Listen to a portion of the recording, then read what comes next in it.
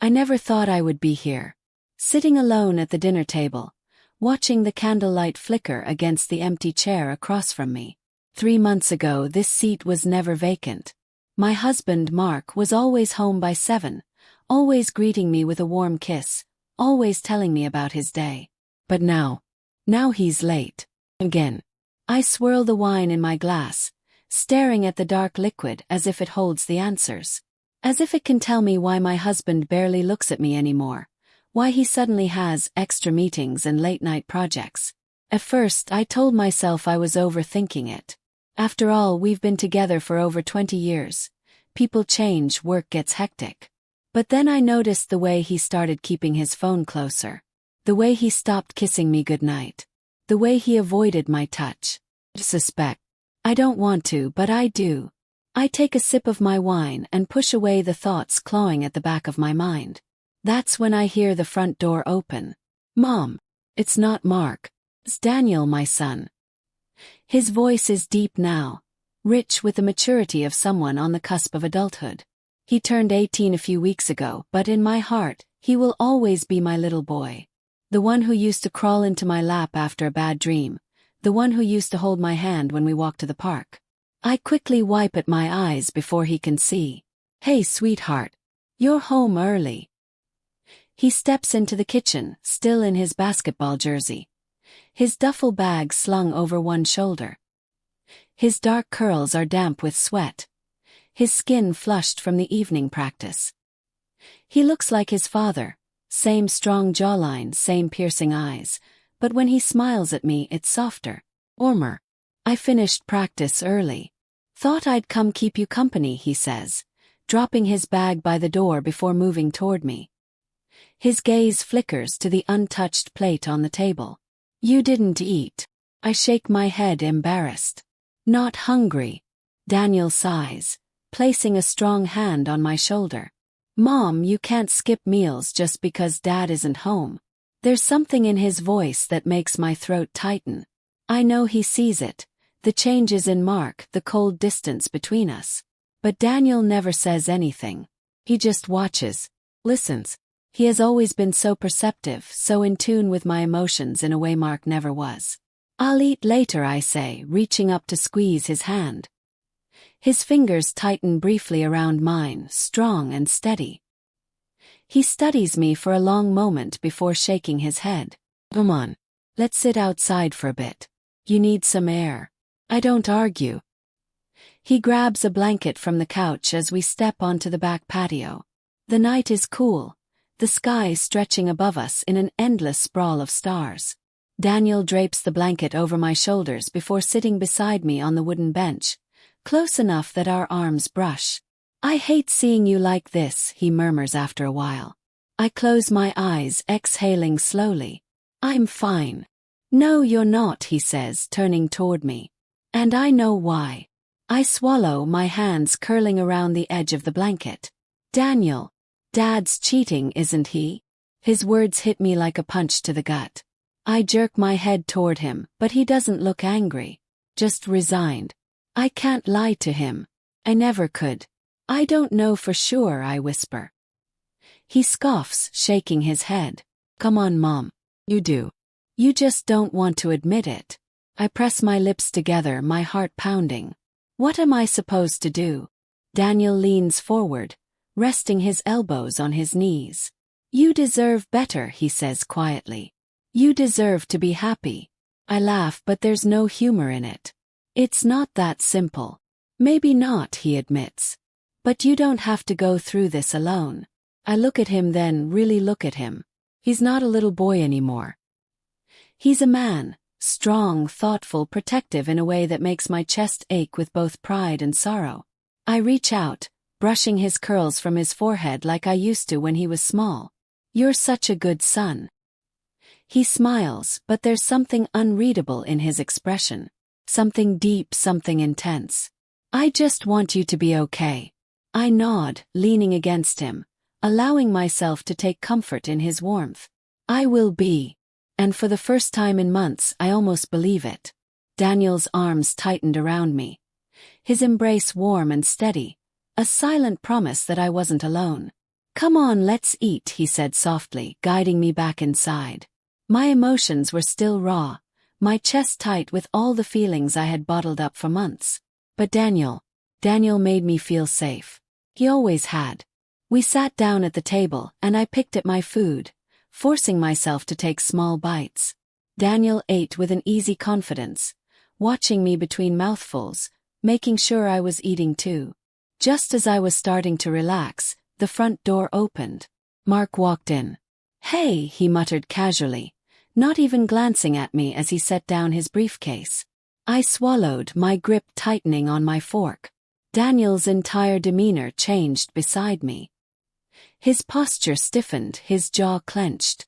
I could feel the energy shift before he even spoke.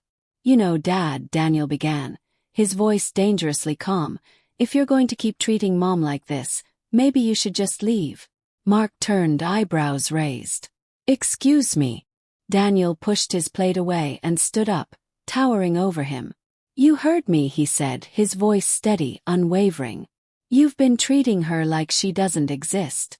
Coming home late, barely talking to her, acting like she's just some obligation. If you're gonna keep being like this, then get out. You don't deserve her." The words sliced through the room like a blade. Mark's face darkened. "Watch your mouth, Daniel." "Or what?" Daniel challenged, his fists clenched at his sides. "You're not even my father anymore." My breath hitched, and the dam I had been holding back for months finally broke. Tears welled up and spilled down my cheeks before I could stop them. A sob choked its way out of my throat, and I covered my mouth, ashamed of my outburst. Daniel turned immediately, wrapping his arms around me again, pulling me close. "Mom," he murmured, his voice softer now, soothing. I shook my head, unable to speak. I was embarrassed, humiliated, but also relieved. Relieved that someone finally said the words I had been too afraid to. Mark stood there for a long moment, staring at us, then exhaled sharply. Without another word, he turned on his heel and disappeared down the hall. I buried my face in Daniel's shoulder, feeling small, fragile. But his arms held me like a shield, strong and unwavering. After a while, he pulled back slightly, tilting my chin up with gentle fingers. "Enough of this," he said, his voice full of quiet determination. "You don't deserve to cry over him." I sniffled, wiping at my face. I don't know how to stop feeling like this." His expression softened. "Then let me help." I frowned. "How?" He grinned. "I'm gonna teach you how to play basketball." I blinked at him, caught completely off guard. "What?" "Basketball," he repeated. "It's a great way to let go of stress. And it's fun. Come on, Mom, when's the last time you did something just for you?" I hesitated, but the pleading look in his eyes made my heart melt. "Fine," I relented, shaking my head with a small laugh. "But if I twist an ankle, you're responsible." Daniel chuckled. "I'll take full responsibility." He led me upstairs to our home gym, where a small indoor basketball hoop was mounted against the wall. I had forgotten about it, honestly. It had been installed when Daniel was younger, a place for him to practice when the weather was bad. "All right," he said, tossing me a ball. "Rule number 1. Confidence. If you doubt yourself, you miss the shot before you even take it." I rolled my eyes. "Sounds like something from a motivational poster." He grinned. "It works." For the next hour, Daniel coached me with patience and enthusiasm. He showed me how to dribble properly, how to aim, how to move my feet. Every time I got something right, he praised me. "Nice shot, Mom. You're a natural. Look at that form. WNBA material right here." Even when I missed, he laughed, never making me feel embarrassed. If anything, he made me laugh too. Something I hadn't done in a long time. At one point, he stepped behind me, his hands on my waist as he adjusted my stance. "Keep your feet steady," he murmured, his voice gentle, patient. I nodded, suddenly very aware of how close he was. But there was no awkwardness, only warmth. 50. We started passing the ball back and forth, building a rhythm. With each pass, my body felt lighter, my mind clearer. For the first time in months, I wasn't thinking about Mark. I was just happy. Then, in the middle of a pass, Daniel suddenly winced. His hand shot to his lower abdomen, and he stumbled to the side, collapsing onto the couch. Panic shot through me. Daniel! I rushed to his side. He groaned, pressing a hand to his stomach. I think I pulled something. I frowned, kneeling beside him. Where? He gestured weakly to his lower abdomen. Right here, just feels tight. I bit my lip, thinking, maybe you just strained a muscle. He nodded, eyes squeezed shut. Here, I said gently, placing my hand over his. Let me check. He tensed slightly under my touch, but he didn't stop me. I pressed my fingers lightly over the area, feeling for any swelling or signs of a serious strain. His muscles twitched under my touch, and I glanced up at him. Does it hurt when I do this? I asked softly.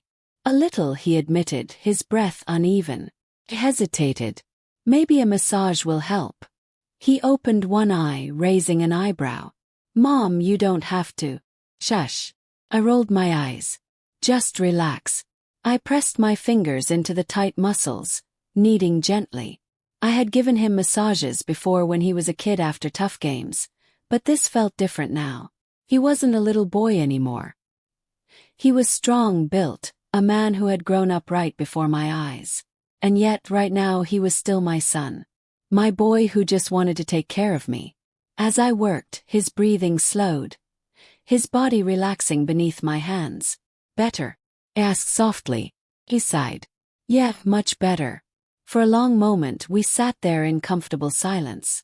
Then he murmured, you know, I like seeing you like this. Like what? He opened his eyes, his gaze soft. Happy. A lump formed in my throat. I smiled, brushing his hair back gently. It's because of you.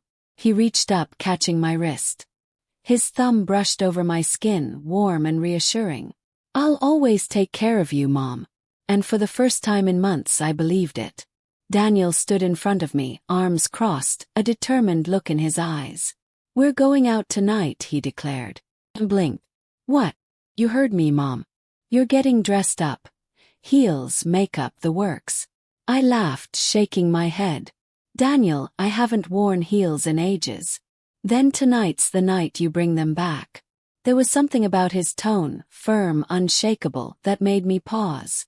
I studied him, taking in his confident stance, the way he carried himself like a man who knew exactly what he wanted. And why exactly are we doing this? I asked. Daniel's lips curled into a smirk. Because you need to remember who you are. His words hit me in a way I wasn't expecting. For months I had let myself disappear. My husband, Mark, had drained the light out of me little by little, ignoring me, dismissing me, treating me like I was just there. I had accepted it, adapted to it, but Daniel had been watching. He had seen me fade, and he wasn't going to let it continue. We're going out, he said again. And you're going to look so incredible that Dad, he paused, correcting himself. Mark, will see exactly what he lost. I swallowed. Daniel. No arguments, he cut in, placing his hands on my shoulders. His touch was warm, reassuring. You're beautiful, Mom. You just forgot it. Let me remind you. I hesitated, but his eyes held a certainty I hadn't felt in myself in years. All right. His face broke into a grin. That's my girl. I stood in front of my mirror, hardly recognizing the woman staring back at me. The deep emerald dress hugged my figure in all the right ways, accentuating the curves I had long since stopped noticing. My hair fell in soft waves, my makeup subtle yet striking. And the heels, tall, elegant, powerful, made me stand just a little taller. When I stepped out of my room, Daniel was waiting for me at the bottom of the stairs. The moment he looked up, his lips parted slightly. He let out a low whistle. Wow, Mom, he murmured, eyes full of admiration. You look incredible. Heat crept up my neck. It's been a while. Well, it was worth the wait, he said, offering me his arm. Let's go turn some heads. I laughed, slipping my hand into the crook of his arm. You're enjoying this, aren't you? You have no idea. As we stepped out, I caught sight of Mark in the hallway. For the first time in months, I didn't feel small under his gaze. His eyes flickered over me, taking in the dress, the heels, the way I stood beside Daniel. A flash of something, jealousy, regret, crossed his face. But I didn't care. Let him see. Let him feel it. Daniel, dressed in a sharp suit, with a crisp watch on his wrist and a scent of fresh cologne lingering around him, exuded confidence. He opened the car door for me. "After you, my lady." I laughed as I slipped inside. Let the night begin. The restaurant was exquisite. Soft candlelight, gentle music humming through the air, and an atmosphere of elegance that I had almost forgotten existed in my world.